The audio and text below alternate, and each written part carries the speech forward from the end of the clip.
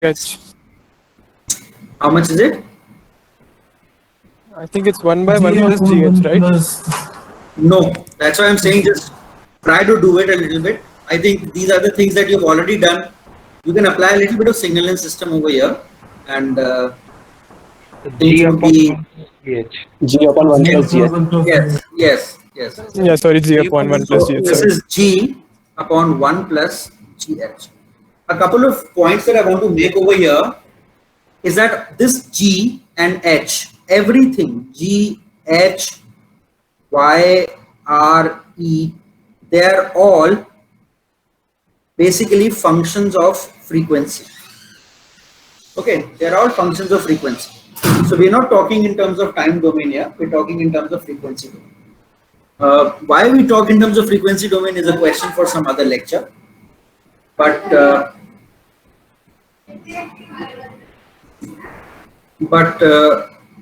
for now, you should remember that all these quantities that I'm writing here, Y, R, G, H, they're all functions of frequency. All right. Now, for all those people who probably had a little bit of trouble understanding how this came, I'm just going to quickly derive it. So we know that Y, this output Y can be written as G times E, because this G signal goes inside and it gets amplified by this factor capital G, this E. So the output is G times small e. But we also know that E is simply R minus H times Y, because this Y goes here. From this H, the signal that comes out is H times Y. It gets subtracted from R and you get error signal. So you simply substitute it here. So you get this minus HY. A little bit of manipulation if you do, you will get that Y upon R is G1 plus GH. So this is what you get. What is this quantity called in signaling system terms? Can anybody tell me? This quantity is often called a transfer function. It's called a transfer function, right? closed loop transfer function. Yeah, this is the closed loop transfer function. Very good, thank you. So this is a closed loop transfer function. Suppose there was no closed loop, then we knew that, suppose there was nothing, there was just one R and there was G and there was Y. So then we knew that Y upon R is equal to G. What? This is also a transfer function, but this transfer function is open loop transfer function. So this is closed loop transfer function. This is closed loop transfer function and this is your open loop transfer. So please remember, sometimes in control system terminology, and I will also be using this terminology quite often, sometimes I will not say this quantity as G, I will call this simply as open loop transfer function. So you must remember that when I say something like this, then you should know that it is basically G. And this H is the feedback transfer function. So if you look at them, I mean, if you look at this, then you can see that in the denominator you have a term which is 1 plus GH. Now, what can you say will happen to the gain? So this is the overall gain. What will be? So this is basically, I say, if this is A, then what can you say about the gain just by looking at it? Obviously, it has decreased if the denominator is greater than 1. So 1 plus GH, if is greater than 1, then I will say that the gain A will decrease. And if 1 plus GH is less than 1, then I will say that gain A will increase. I hope this is clear. It's a very simple thing. There is a minus sign over here. If suppose instead of a minus sign, I would have had a plus sign, then everything would have gone the same way. But instead of a plus sign here, I would have got a minus. And then this relationship would have completely reversed in its sense. So anyway, so the point that I want to make is that for a closed loop control system, which is this thing, for a closed loop control system, the gain is obviously not equal to the open loop transfer gain.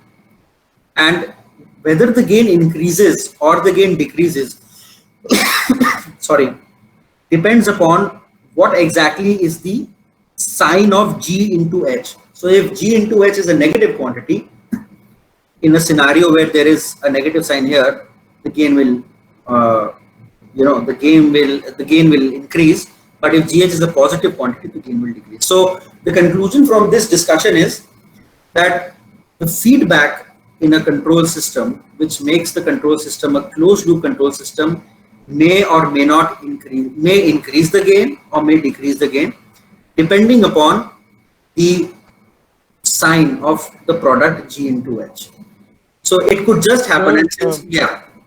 Sir, Yes. in what is there an example where we would want to decrease the gain instead of increase it? Well, we'll take up some specific examples, but let me just cover the theoretical part. But let me just finish this discussion, and I'll come to that. Okay. Yeah. So, like I'll give you, say for example, if you look at it, a very simple example that I can give you now that you mentioned it is, your music system. There are times when you would want to increase the gain, and what will happen is if the amplitude is increasing, the power is increasing because the power is proportional to A square. And then there are times when you want to decrease it. So what are you actually doing? I mean, you're like modulating the amplitude, and the power that is coming out from your speakers is getting decreased. So that is one, and that, of course, it's a control system. So over there, what you're basically doing is that you are actually, if you look at the mathematics here and you relate it to the practical sense, you're basically changing the product of GH from from a negative quantity to a positive quantity. When you make it a negative quantity, the gain will increase and the power will increase. If you make it a positive quantity, the gain will decrease and the power will decrease. So that could be a practical example of a very simple practical example of how it is actually happening. So this discussion tells you one very important thing, that is that feedback can increase or decrease gain. Now, since G and H both are basically functions of frequency, it could so happen that in a certain frequency range your gain increases, and in certain frequency range your gain decreases, just like it is happening in an audio thing. You just tweak it, and what you're basically doing is that you're changing the frequency of operation perhaps, and you're getting a different power altogether coming from the speaker. So it could just be that if you're operating your control system in a certain frequency range, it is giving you a different gain, and if you're operating it in a certain frequency range, it will give you a different gain. So this is basically the effect of feedback on gain. Let's now go to the effect of feedback on stability. Can anybody tell me what exactly do we mean when we say stability? How can I say that a system is stable? Can anybody answer that question? Chaman? So, finite input output. Daksh, ruk jao. Chaman batayega. Chaman, you have any idea? Sir, I didn't get the question. You didn't get the question, or you were not paying attention? No, sir, I was paying. Really? अच्छा, चलो बताओ जरा, आप बताओ. Question ये है कि what do you mean by stability of a system? Sorry, sir. I mean, it's not a test. Okay. Anmol, bolo. Anmol? Yes, sir. I'm not sure. You're not sure. कोई और anybody? Daksh बोल रहे थे कुछ? Sir, for a finite input, output should also be finite. मतलब ऐसा नहीं होना चाहिए कि हमने finite input दिया, but कोई ऐसा block आ गया है, कोई ऐसी चीज हो गई कि function keeps going. Yeah, so basically there are two ways in which we talk about stability. One is what actually means the same thing. It is called as, you must have heard of this thing. It's called BIBO. BIBO. It's bounded input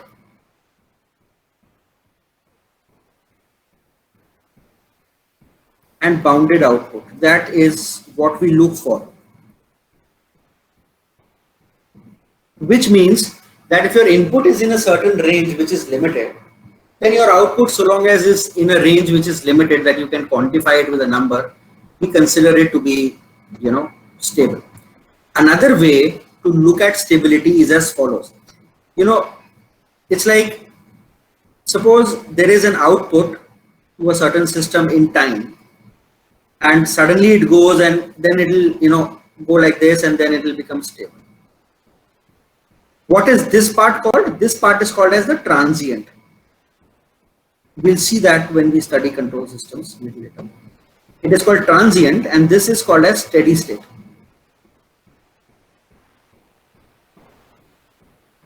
So another notion of stability is that a system is considered to be stable if the transients die out very fast, which means that this period, if this is time axis, then this period, which can be written as T1, then if this T1 is nearly equal to 0, I will consider this system as stable.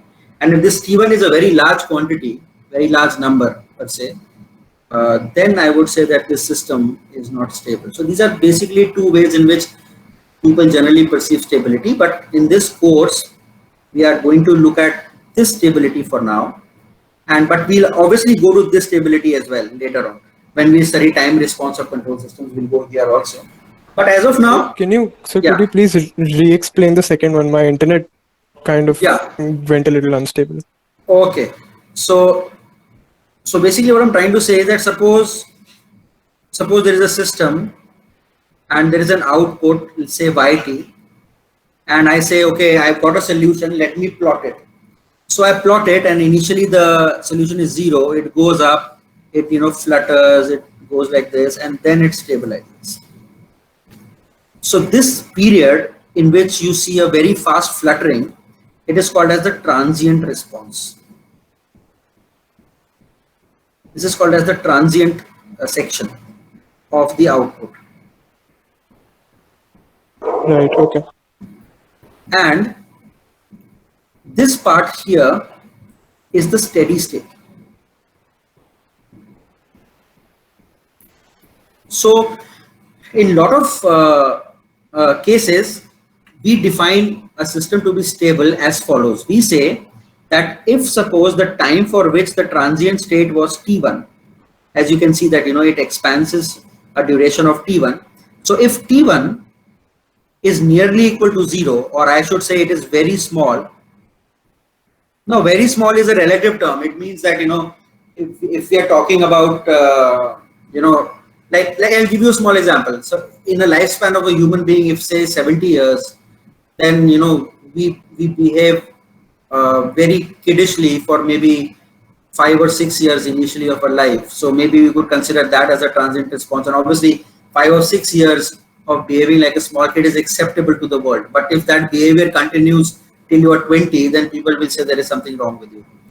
Similarly, when we talk about devices, then this time T1 should be of an order of maybe, it may range from milliseconds to nanoseconds. So it has to be very small. The transient must die very soon and steady state must be reached. So that is another notion of stability. Now, if we look at Bibo stability and transient and steady state stability, then even the transients can be finite, I mean, it's not as if it is going up to infinity. The transient may be say from 5 volts to 1 volts, it is fluctuating. So from Bibo stability point of view, the system is stable. But then, it is a transient. It is very, it is fluctuating very fast.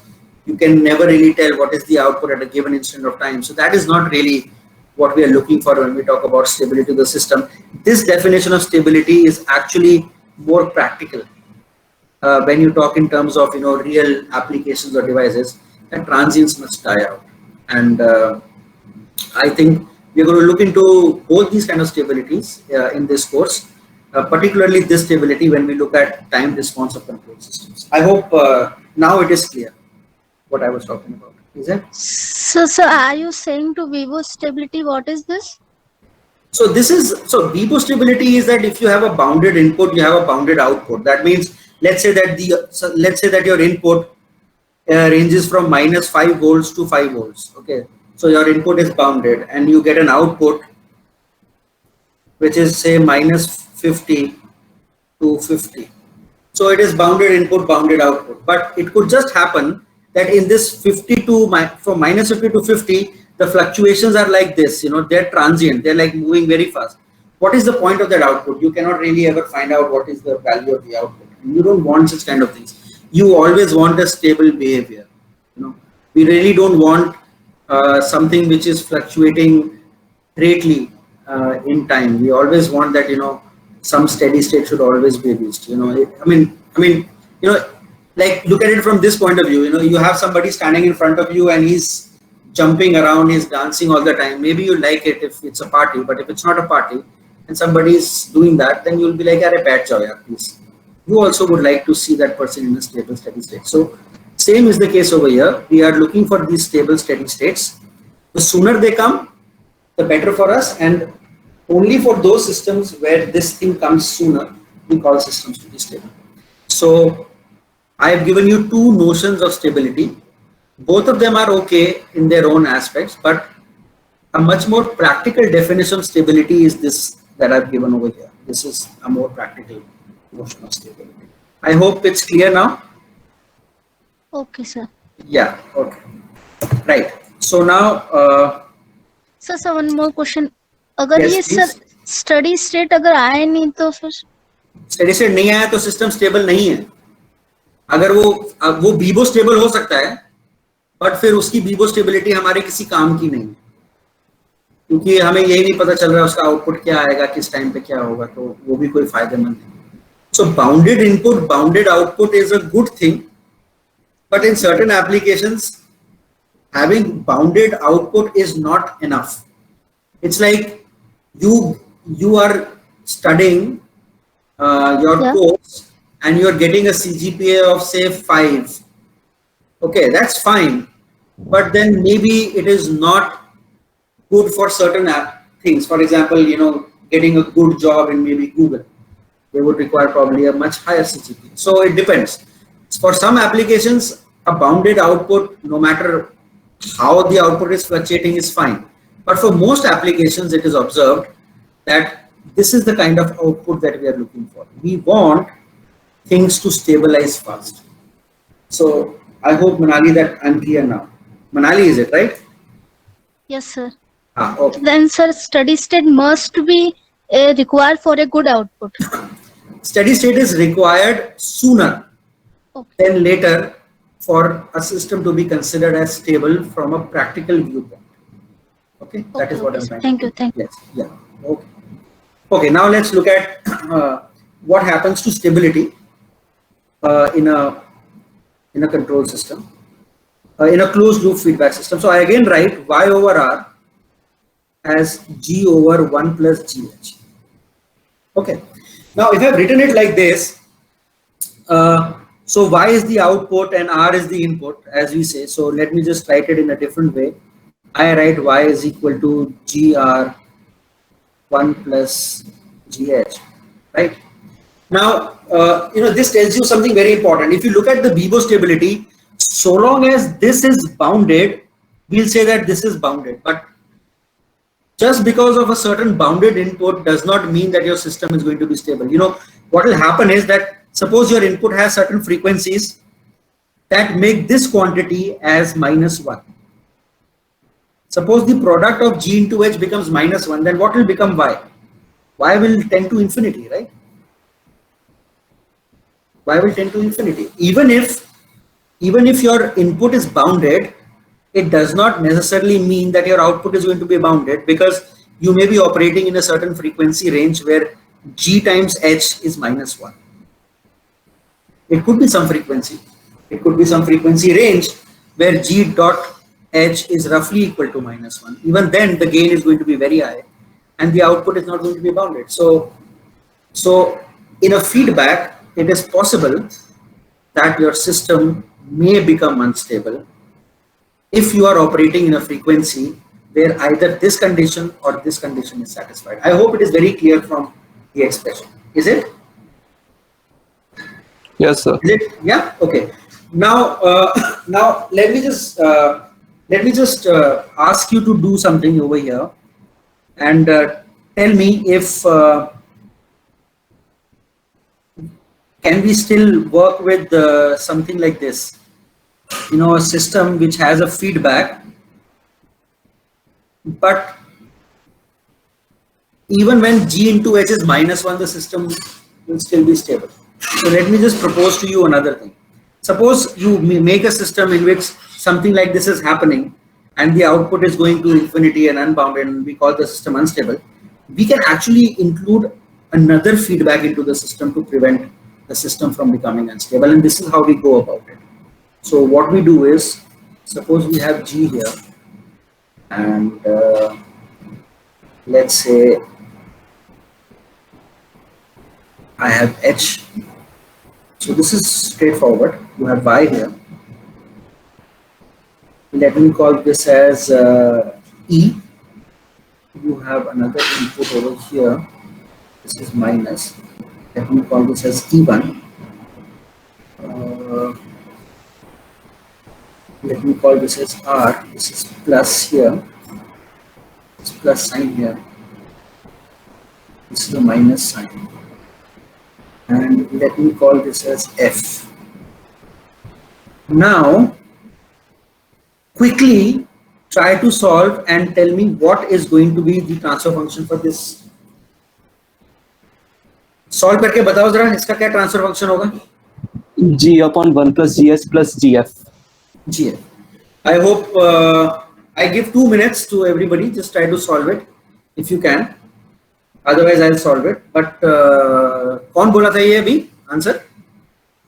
Aman sir. Aman. So Aman is right. The answer is that only. But let's see if you people can derive it. Try to do it. I hope I request all of you to when we are doing classes, you have some copy or something register where you make these notes. I'm going to put them there on the Google Classroom, but sometimes self-written notes are much more helpful. So please take a note of whatever we are doing over here and keep them as notes. That is my request. The diagram थोड़ा सा हिल गया है, but I think हो गया. So is there anybody who's having problem getting the expression? Y upon R is what we are looking for, and the answer is G over 1 plus GH plus GF. Is there anyone, even if there is one person who's not getting the answer, they should just say, and we can just solve it and get the answer. Even if there is just one person. Try to do it.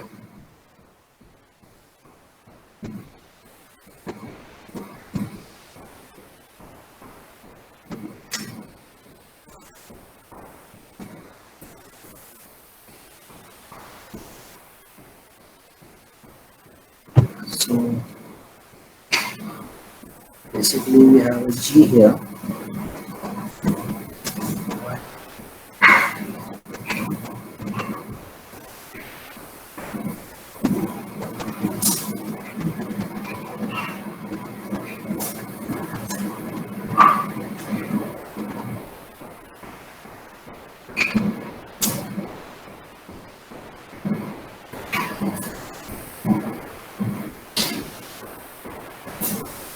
This is what it is. If you look at it, I'm deriving it. So Fy is G times E. Second equation, E is E1 minus Hy, and E1 is basically R minus Fy. So you substitute E1 from this equation here, and you substitute E from here, and you rearrange, you will get this expression. Now, if you look at this expression here, then even if G into H is -1, there is no guarantee that G times F will also be equal to that, or 0 for that matter. So even if this is the case, this will then become 1 upon 1 plus GF, and you will have a bounded. So this becomes Y by R, and then your Y becomes GR over 1 plus GF. And since now this product is not equal to -1, this product, for a bounded input you get a bounded output, and we are happy. Okay, so again, what is the what is the message that we derive from this discussion? The message is that the stability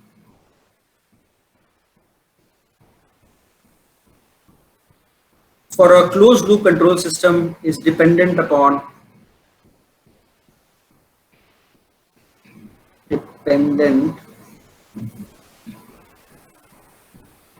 the product G into H, or basically what we can say is dependent upon frequency. So if G into H is -1, you get an unstable system. If G into H is anything but -1, well, you will get a bounded output and the system will be stable. Is there any problem with this, or we can proceed further? Can we proceed further? Yes, sir. Yes, sir. Okay. So and another thing that you can come to decide with this discussion is that even if you are working in a certain frequency range where the product of G into H is coming out to be -1, your system is going to unbounded output, you can bound the output by introducing another feedback. So, and if suppose for some reason that feedback again makes your system unbounded, the output, you can introduce another feedback. But then I think probably that is going to increase the complexity of the system. If you cannot achieve stability by introducing a second feedback, then I don't think that there is any point in using a third one, because and overall complexity is also something that we need to look into. So the point to take home is the stability may come or may not come using a closed loop feedback system. More often than less it comes, but then I've just discussed the case where it would result in instability, and which is this case. Other than that, the system is stable. So that is what it is. Anyways, next is the next thing that we want to discuss is what we call as robustness, as I discussed in the class. And robustness is captured by a quantity called sensitivity.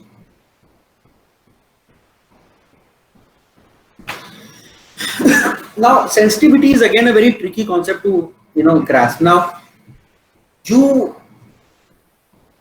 there is a system and we are giving an input to the system and we are getting an output, like for example in control systems, let's say that we are giving a command input and we are getting the result as a controlled variable, then if we change the command input even by a smallest fraction, we must expect the controlled variable to also change. If it is not changing, then what is the point? It's like we are trying to increase the volume of an audio system to hear the music at a louder louder so that a much amplified sound comes out. But if it's not happening, what is the point? A slight increase in the input that you give should result in an increased sound. But if that is not happening, you probably will not like that what do you call it, the audio system. Similarly, a slight increase in the command input or a slight change in the command input must result in a change in the control variable. If that happens, what do we call that system? We call it's a very sensitive system and it is a very precise system and it will work. So that sensitivity is different from the sensitivity which we are talking here. Now this sensitivity is with respect to external factors and parameter variations. And this is what I'm going to say for this sensitivity, and please remember what I'm saying is that a system is considered to be robust if the controlled variable does not change with variations of system parameters. That means if you change slightly system parameters, or if a little bit of noise comes into picture, or maybe the temperature increases or pressure decreases, whatever is the command input, you're getting the same controlled variable as the output. That is the sense. So we want a system to be less sensitive to external variations. There are some things for which we want our systems to be sensitive, like if we are changing the input, we should have a change in the output. But then there are certain attributes for which we do not want the system to be sensitive at all, which are external disturbances. All right. There are some people who are very sensitive to light when they are sleeping. For some people, it does not really matter. You know, you can have as much light as you want. You may have as much noise as you want. They will just keep sleeping. So their sensitivity to external disturbances is very low. But then there are some people who have a great sensitivity to even a slightest noise they'll get up. So we are talking about here sensitivity with respect. This is very important. With respect to parameter variations.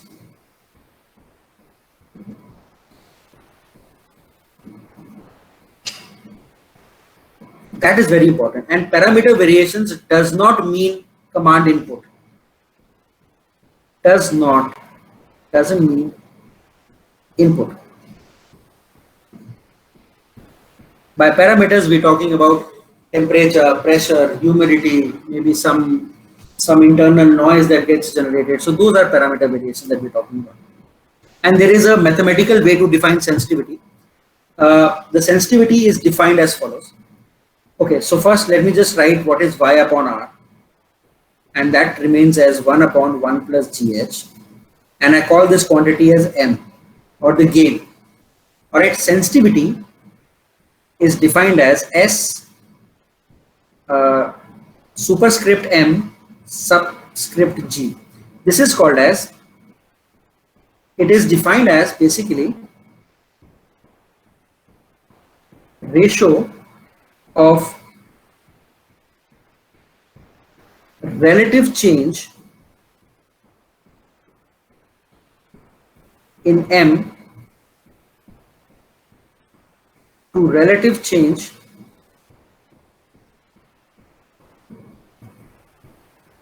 in G. What is M? M is the closed loop gain of the feedback system, and G is the open loop gain of the system. So which basically in mathematical terms becomes del M over M divided by del G over G, which can be written as del M over del G into G by M. So this is what sensitivity is all about. Can you tell me what is this expression?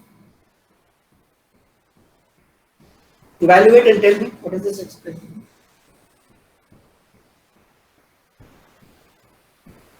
I am waiting for an expression. You just have to partially differentiate. Sir, 1 by 1 plus gh. Yes, so this is basic. That is 1 upon 1 plus gh.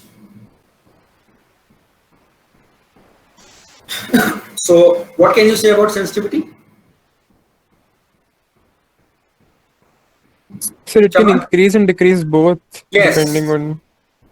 Chaman, when will sensitivity increase?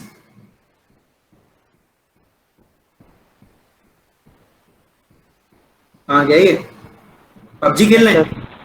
No, sir, no. हाँ, वो तो मेरे साथ खेलते Sir, हैं. I didn't get how did this expression come. You didn't get how this expression came, okay? Yes. So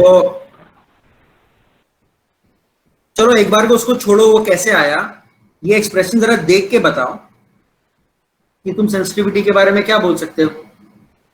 वो तो मैं डिराइव कर दूंगा, बट तुम्हें ये डेरिवेशन से रिजल्ट मिल गया, इसको देख के बोलो, कैसे बोलोगे, क्या बोलोगे? So sensitivity will decrease if we increase the value of GH. Yes, so basically sensitivity will increase. No, what you said was incorrect. When will this increase? When 1 upon GH is less than 1.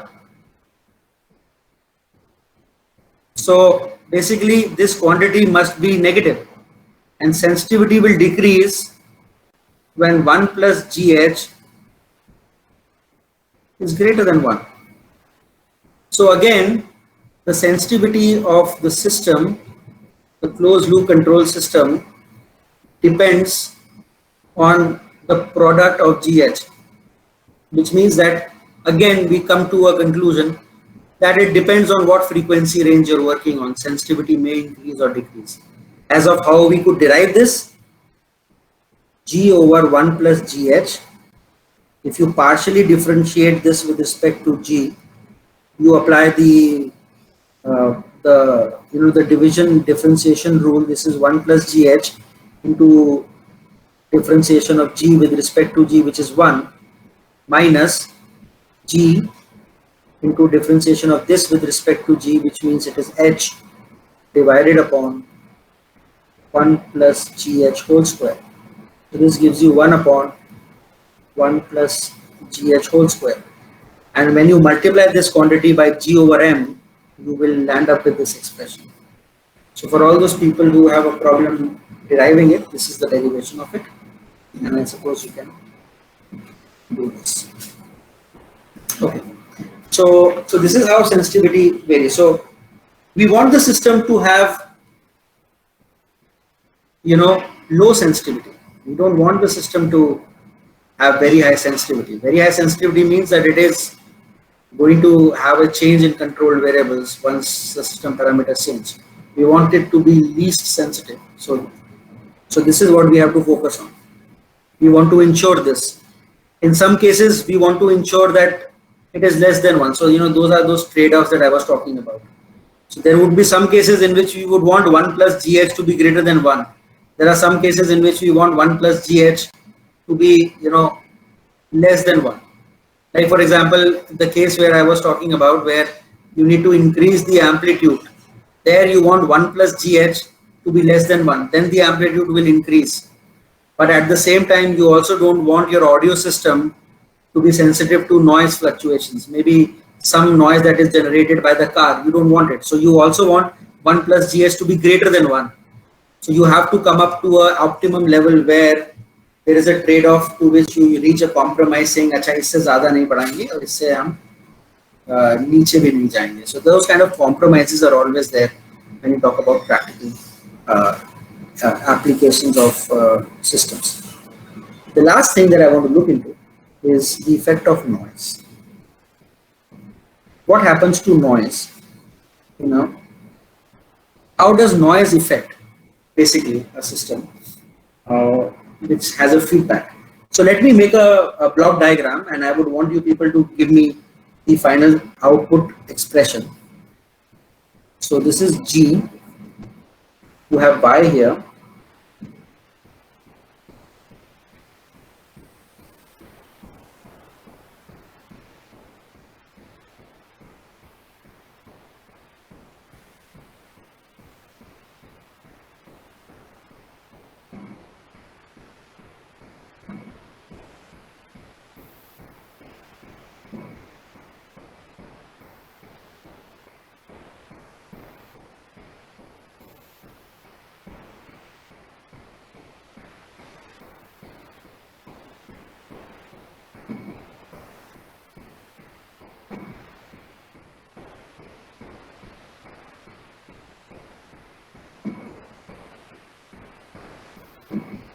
Okay, so basically this is what it is. This is G, this is G1, this is H, or just call it G2.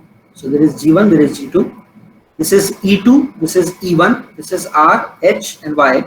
I want you to come up with an expression which is Y upon R. Or just give me the expression for Y. Let's look at it this way. Give me the expression for Y.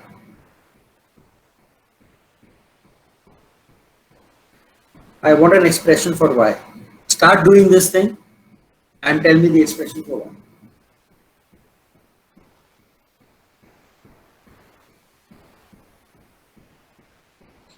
So R minus YH G1 plus X whole G is equal to Y. दोबारा बोलो. So R minus YH bracket में G1. R minus YH. No. Yes. I want a final expression of Y. So you are telling me some. Yes, sir. R G1 G minus R, final expression. final G1, expression. So G2 upon 1 plus G1 G2 H into N. पहला कौन बोल रहा था वो बोले पहले एक बार. Sir, R G1G R G1G G1 G2 R, okay, plus XG. X कहाँ से आ गया? Sir, X नहीं है, XG N N. sorry, तो N कर दीजिए सर. हाँ N G2 हो गया. G2 divided by H G1 G2. 1 plus H G1 G2 होगा. Yes sir, 1 plus H अगर G1 बात G2. नहीं आएगा, so this is Yes, the uh answer गया. you should get. यही आ रहा था. Yes sir. The second person who was saying, who was it? आपका नाम क्या है? Yes, sir, Ishan, sir. Rajesh. अच्छा ईशान. राजेश. अच्छा हाँ Ishan, are you getting the same answer? Sir, हाँ, मेरा final form तो G2 upon 1 plus G1 G2 H into N, which Yeah. turns into the same thing. Yeah, it should give you the same thing. Okay. So let's. Hello. Can I proceed? Are you people able to hear me? Yes, sir. Okay. So let me just write this like this. So this is G1 G2 R over 1 plus G1 G2 H plus G2N over 1 plus G1 G2H. Now if you look at this, one thing is clear, that this part gets multiplied by R, and this part gets multiplied by N. So I can say that Y is basically Y1 plus Y2. This is the output with respect to input R, which is this one, and Y2 is the output with respect to noise. So I can find out what is the contribution of noise to the output by setting R equal to 0. So if I have to look at, if we have to look at the contribution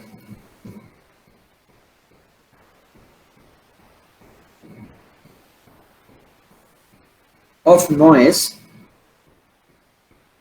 alone in the system,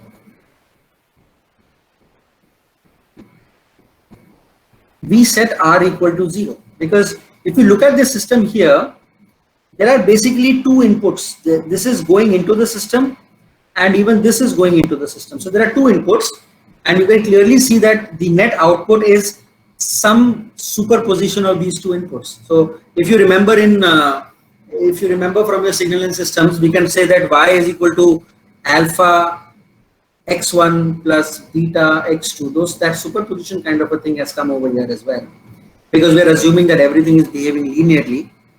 So that is a reasonable assumption for now. So if I put R equal to 0, I get Y is equal to G2 over 1 plus G1 G2 H into N. So this now is just like any control system that we have studied, and we can come to the conclusion that if the noise remains bounded, that means it doesn't matter what is the value of noise, because we can never really find out what is the value, because it's a random variable. So long as it remains within a certain range, the contribution to the output will also remain in some range, because this quantity would be a finite quantity.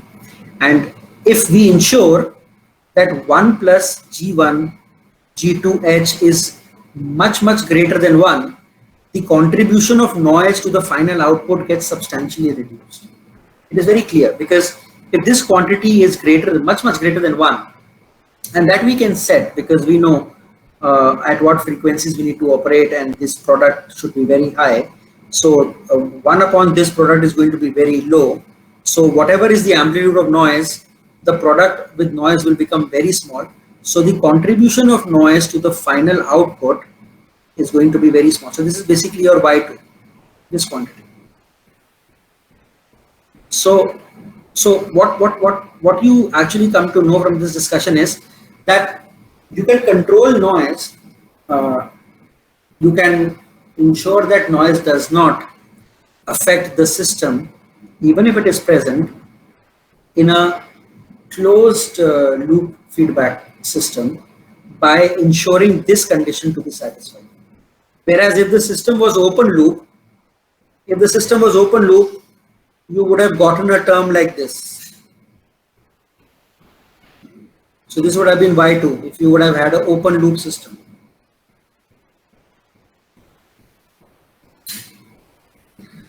Now, whatever is the n, G2 is obviously something which is a gain, so it will have some value. So the only thing that will happen is that the noise will get further amplified because we are assuming this to be greater than 1.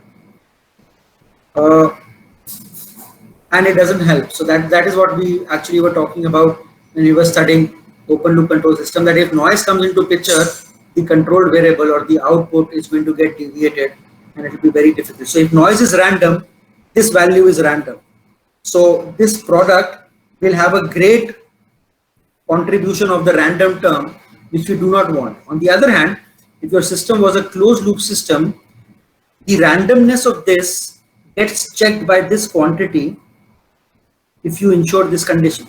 So now in a closed loop system, the Y2 becomes insignificant regardless of whether it is a random signal or not. So obviously the randomness in the output decreases, and that is what we want. So we will say that the noise gets decreased in a feedback system, a closed loop control system or a feedback system, so long as this condition is satisfied. And then again, we can make a general statement is that the noise may increase or decrease the stability, or may increase or decrease the gain, or whatever.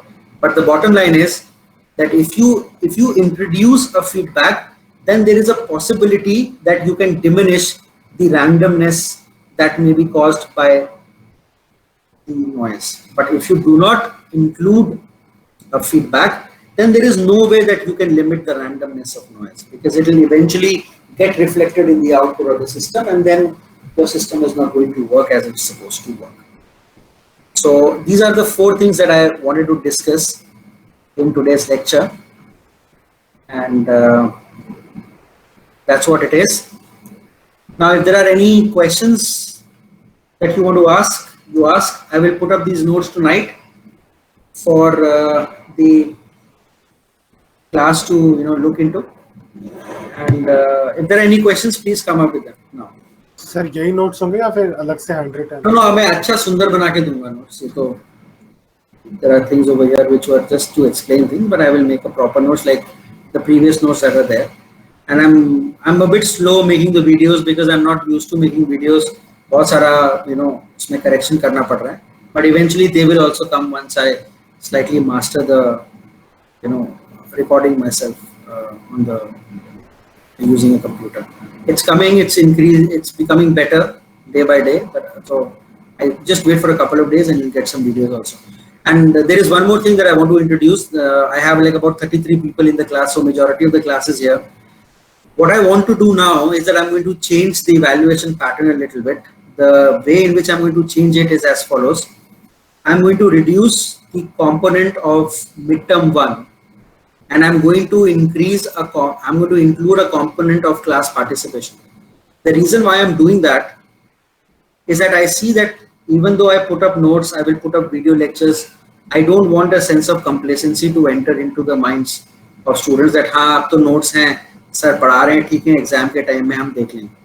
This is primarily going to be a continuous evaluation. So I want to give some marks to your class participation, and class participation is going to be on the basis of I asking you questions and you coming prepared. I don't really want you to give me a correct answer, but I would want you people to apply yourself, think, and come up with some answer which may or may not be right. I also want you people to read notes. It's not that I ask you notes पढ़े तुम बोलो हमने बस सिर्फ sir देख लिए, ये सब नहीं चाहिए.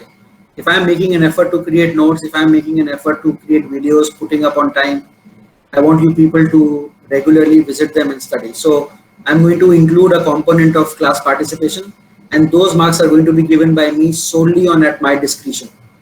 There are no yardsticks to it. I will just come up randomly and ask questions. If I see that you are able to answer, it is great. It's not as if you don't answer one question, you'll get 0. But over a period of 4 or 5 months, I will get an idea of how seriously you have taken this class, and I'm going to grade you on that. Maybe I'll keep it 5 marks, or maybe I'll keep it 10. I'll have to see. But I will slightly change the pattern of evaluation. I will reduce midterm 1, and I will include this component of class participation. If there is any problem or concern with this thing, we can discuss it right now.